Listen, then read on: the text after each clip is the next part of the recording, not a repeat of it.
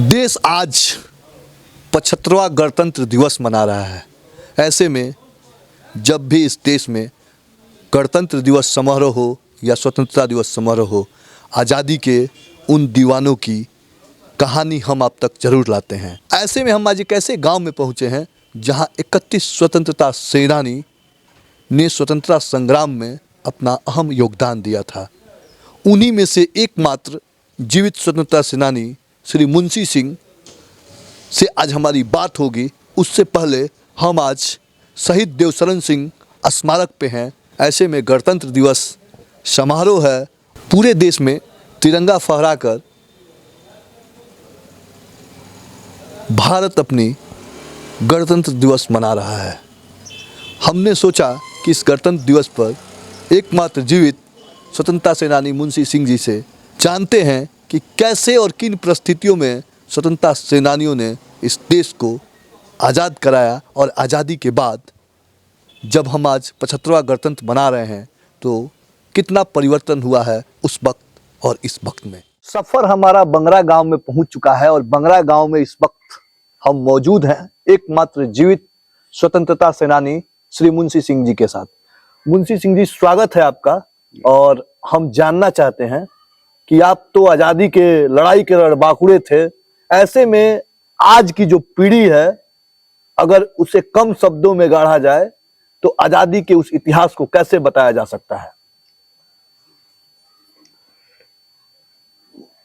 26 जनवरी और 15 अगस्त दो दिन ऐसा है जिस दिन आज़ादी के इतिहास के बारे में लोगों को बताया जाता है। कैसे भारत आज़ाद हुआ, कैसे लड़ाई शुरू हुई, महात्मा गांधी ने चंपारण से क्यों शुरू किया आज़ादी की लड़ाई, उन्होंने अपना राष्ट्रीय ठाट हटा करके और आधा धोती पहन करके रहना क्यों शुरू किया। ये सब बड़ी अजब कहानियां हैं, इनको जनता के सामने रखना चाहिए, तब पता चलेगा कि आज़ादी की लड़ाई कैसे शुरू हुई और कैसे कैसे क्या हुआ। लाला लाजपत राय, बाल गंगाधर तिलक और महात्मा गांधी के साथ ये लोग के अलग था, और भगत सिंह का एक अलग संगठन था। कुछ लोग जब सुभाष चंद्र बोस जी का एक अलग था। तरह तरह की धाराएं थी, लेकिन सबका एक ही मकसद था कि भारत को आज़ाद किया जाए, अंग्रेजों से भारत को मुक्त किया जाए। और लड़ाई का फल हुआ कि 15 अगस्त 1947 को भारत आज़ाद हो गया। 1930 आपकी जन्म तिथि है जी, और 15 साल की उम्र होगी तकरीबन जब देश आजाद हुआ था जी, ऐसे में 15 साल का वो अबोध बालक, जी, जो एक छोटा बच्चा होता है, जी, जिसे यह नहीं मालूम होता है कि सही क्या है गलत क्या है, जी, और आप ललकारने चले गए ब्रिटिशों को, अंग्रेजों को, जी। कैसे वो जोश और जुनून ऐसा था, जी फुलेना प्रसाद पचलखी के थे जी और यहाँ बाल बंगरा में उनका ताड़का पर रहते थे जी और महाराजगंज में एक अनाज का दुकान चलाते थे, जी तारा देवी और फुलेना बाबू का।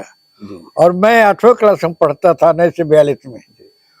तो विश्वामित्र अखबार देखने के लिए उस दुकान पर आता था, इसलिए उनसे संबंध हो गया। फैसला लिया गया था कि सरकारी भवनों पर तिरंगा फहराया जाए। तो हम लोग गए थाना पर तिरंगा फहराने। तो वहाँ एक रमजान अली दरोगा थे मुस्लिम, उन्होंने कहा कि आप लोग जाइए स्टेशन पर झंडा फहराइए, तब तक हम सिवान चले जाते हैं, तो यहाँ फहराइएगा। तो हम लोग उनकी बात में विश्वास नहीं कर रहे थे, लेकिन बलराम बाबू जहाँ के थे यहाँ का बीच में आ गए, कहा कि दुर्गा जब कहते हैं तो इनको बात मान लीजिए, जाइए स्टेशन पर फहराइए। स्टेशन पर हम लोग गए तो लोग माल गोदाम में अनाज वगैरह था, उसको लूटने में लग गए। आते समय संख्या बहुत कम हो गई। तब तक दरोगा जी बंदूक लेकर के पूरब की तरफ तान के खड़े हो गए, दरोगा जी उनके साथ सब लोग। तो हम लोग डर गए कि क्या हालत तो दूसरे है, लेकिन तारा मिल के नहीं, आगे बढ़िए। तो फुलेना बाबू आगे बढ़े और फुलेना बाबू को 7 गोली लगी, सिर में, छाती में, जांग में, और वहीं गिर गए। तब तक उत्तर की तरफ से देवशरण बाबू चले उनको उठाने के लिए। तो जो लोग पूरब की तरफ गोली चला रहे थे वो लोग उत्तर की तरफ गोली चलाने लगे और देवशरण बाबू की गोली लगी। देवशरण बाबू को लेकर वो सिवान अस्पताल में गए और वहां जाकर उनकी मौत हो गई। तब छर्रा चलाने लगे लोग, और छर्रा से बहुत लोगों को छर्रा लगा जो घर जा करके शहीद हो गए। इस प्रकार उस दिन 2 आदमी शहर में और 5 आदमी देहात में जाकर 7 आदमी शहीद हुए हैं महाराजगंज में आजादी की लड़ाई में। तो आप पढ़ने जाते थे और पढ़ाई के क्रम में ही आपको अखबार की ललक थी? जी, अखबार विश्वामित्र अखबार उस समय आया करता था। विश्वामित्र अखबार देखता था और कुछ खाने को मिल जाता था उनके यहाँ। अच्छा, मतलब जो बचपना था कि जी, खाने की लालच भी हुआ जी, करती जी, थी और जी। अखबार। ऐसे में तब के भारत जी, और अब के भारत में अगर मुंशी जी के नजरों से देखा जाए तो कितना बदलाव हुआ है? और बदलाव बहुत हुआ है, बहुत बदलाव हुआ है। क्या क्या ऐसी बदलाव हुई है कि जो आपको पीड़ा देती है, और क्या क्या बदलाव हुआ है जो आपका सीना चौड़ा कर देता है कि हमने उस लड़ाई लड़ा, जो लड़ाई लड़के हमने देश को आजादी दिलाई? हिंदुस्तान तो इतना आगे बढ़ गया है जी कि यूरोपियन मुल्क को छोड़ दिया जाए तो अमेरिका के बाद हिंदुस्तान का नंबर आता है। यूरोप के तो छोटे छोटे देश हैं, बट गया है, और हिंदुस्तान आगे बहुत आगे बढ़ गया है दुनिया में। इसकी आबादी, इसका क्षेत्रफल, इस सब को देखने से, इसका जो पूरी दौलत है, इस सब को देखने से ही हिंदुस्तान का एक अलग इतिहास है, एक अलग स्थान है। वो यूरोप के बाद, अमेरिका के बाद हिंदुस्तान का नंबर आता है। अच्छा, अगर सही मायने में पूछा जाए, जी, आज की युवा पीढ़ी जो है उनको क्या सीख देना चाहेंगे आप? देखिए, तकनीकी रूप से देश बहुत आगे बढ़ गया है। युवाओं को तकनीकी शिक्षा दे करके काम में लगाना चाहिए। काम में नहीं लगाया जाएगा तो ये युवा खुरापात कर देंगे। इसलिए युवाओं को काम दिया जाए। लेकिन आज का जो युवा है वो, जब आपकी जवानी थी, जिस समय आप युवा हुआ करते थे, उसका जोश और आज का जो जोश है, दिशा के भटकाव दिख रहा है क्या? हाँ, भटकाव तो है ही है। उस समय तो युवाओं के सरदार थे भगत सिंह, जी और इसी से अंदाज लगा लीजिए कि उस समय के युवा लोग क्या सोच रहे थे। आजादी की बात, देश आजाद किया जाए, यही तमाम युवाओं के दिमाग में बात चल रही थी, और सब लोग आजादी की बात करते थे, आजादी के लिए लड़ते थे। आज के युवा के सामने कोई उद्देश्य नहीं है, क्या करना है देश के लिए यह बताया नहीं जाता है, इसलिए उनके सामने कोई उद्देश्य नहीं है। उद्देश्य विहीन युवा है आज के। उद्देश्य भी युवा है। ऐसे में जब आपको राष्ट्रपति से भवन से बुलावा आता है, राष्ट्रपति भवन से सम्मानित किया जाता है, माननीय राष्ट्रपति महोदय आपको सम्मानित करते हैं, उस वक्त आपको क्या लगता है? मैं गौरवान्वित फील करता हूँ। राष्ट्रपति के हाथ से कुछ मिलता है जी, कभी चादर मिलता है, कभी कुछ मिलता है, प्रतीक चिन्ह कोई भी हाँ, तरह। कुछ मिलता है। जी जी, तो गौरवान्वित तो महसूस करता हूँ कि बंगरा गांव का छोटा सा गरीब लड़का जिसके पिताजी गाड़ीवान थे, और वो आदमी आज राष्ट्रपति से सम्मानित हो रहा है, तो बहुत बड़ी बात होती है। तो पिताजी जब गाड़ी चलाते थे जी तो आप भी कभी कभी गाड़ी पे तो घूमते होंगे? वो गाड़ी चलाते थे, अब मैं गाय चराता था। अच्छा, और 3 काम एक साथ करता था। जी झोरी में भुंजा लेकर के जी खाता था, जी। गाय चराता था, और किताब भी पढ़ता था। तो पढ़ने की ललक कहाँ से आई? आप तो शिक्षक भी थे। वो तो पढ़ता था ना, जी तो उसी समय 2nd डिवीजन में मैट्रिक पास किया, जी तो जानता था कि बिना पढ़े हुए कुछ होगा नहीं। जी जी। अब पढ़ने के लिए समय नहीं मिलता था, लालटेन जला करके हम लोग पढ़ते थे। तो वो गाय चराना जरूरी था, तो गाय चराते थे, झोरी में भुजा खाते थे, और किताब भी पढ़ते थे। 3 काम एक साथ करता था।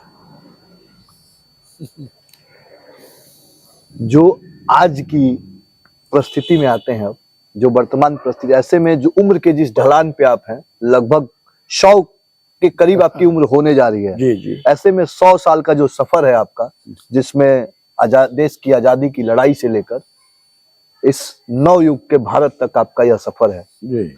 इस नव युग के भारत में जो कभी ऐसा वक्त आया हो कि आपने जो देश की आजादी लड़ी जी और उसके बाद जो इन सेनानियों को सम्मान मिलना चाहिए, या जो जिस भारत की कल्पना करके आप लोगों ने देश की आजादी की लड़ाई लड़ी, उस भारत में बहुत तकलीफ हो रहा है? कभी ऐसा जीवन में वक्त आया था क्या आपके पास? देखिए, आजादी के लिए हम लोग लड़े, देश आजाद हो गया, मकसद पूरा हो गया। जिस काम के लिए हम लोग लड़े थे, भगत सिंह से लेकर के तमाम युवा लड़े थे, एक ही उद्देश्य था, देश को आजाद करो। देश आजाद हो गया। इसके बाद से युवाओं को तकनीकी शिक्षा दिया जाए, उनको काम दिया जाए, यही युवा मांग रहे हैं। कोई कहानी बताइए जो देश रत्न राजेंद्र बाबू के साथ आपने वक्त गुजारे हो, या फिर कोई ऐसे महान हस्ती हो जो इस देश के। जी, महामाया बाबू के साथ मेरा बहुत अच्छा संबंध था। जी, बिहार के पूर्व मुख्यमंत्री महामाया बाबू। हम महामाया बाबू पटेड़ी के थे जी और चुनाव में खड़ा होते थे जी, तो चैनपुर के चंद्रिका बाबू के खिलाफ खड़ा होते थे। तो भूमिहार जाति के लोग चंद्रिका बाबू के साथ होते थे और मैं महामाया बाबू के साथ देता था। अच्छा, अपने जाति के इतर जाके आप साथ देते? हाँ, इसलिए महामाया बाबू से मेरा बहुत अच्छा संबंध था। और महामाया बाबू का संबंध था राजेंद्र बाबू के साथ।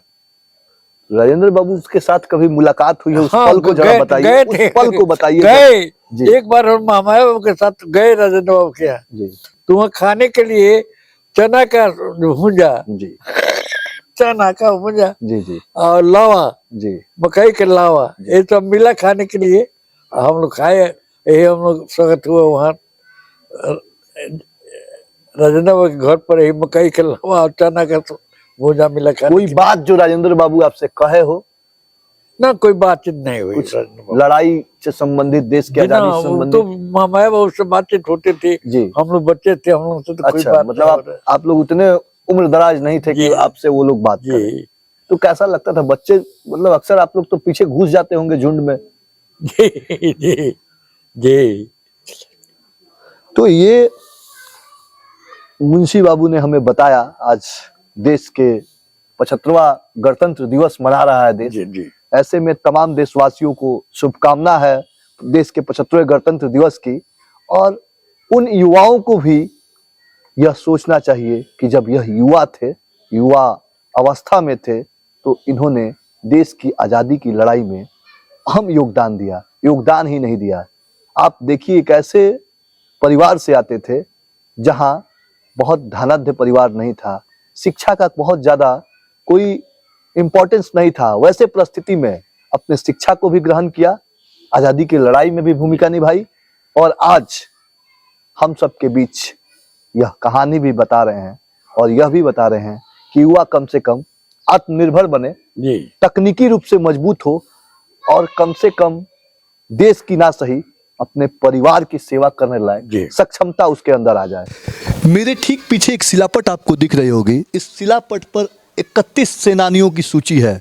पढ़ते पढ़ते शायद आप थक जाएंगे, लेकिन यह वो वक्त था और बिहार का एक ऐसा गांव है जहां इतने ज़्यादा स्वतंत्रता सेनानियों ने स्वतंत्रता की लड़ाई में अपना योगदान दिया है। आज़ादी की लड़ाई में इन स्वतंत्रता सेनानियों के योगदान को ना हम कभी भूल सकते हैं और ना भुलाया जा सकता है, लेकिन हमारा एक दायित्व तो जरूर है, कम से कम गणतंत्र दिवस और स्वतंत्र दिवस के अवसर पर इन्हें नमन और याद तो किया ही जा सकता है, क्योंकि ये वही लोग हैं जिनके वजह से आज हम स्वतंत्र भारत में स्वतंत्र जिंदगी जी रहे हैं। और शायद भारत एक बार फिर सोने की चिड़िया ही नहीं, सोने का शेर बनने को तैयार है। कैमरामैन अरुण के साथ कुमार भास्कर, सिहोता बंगरा से।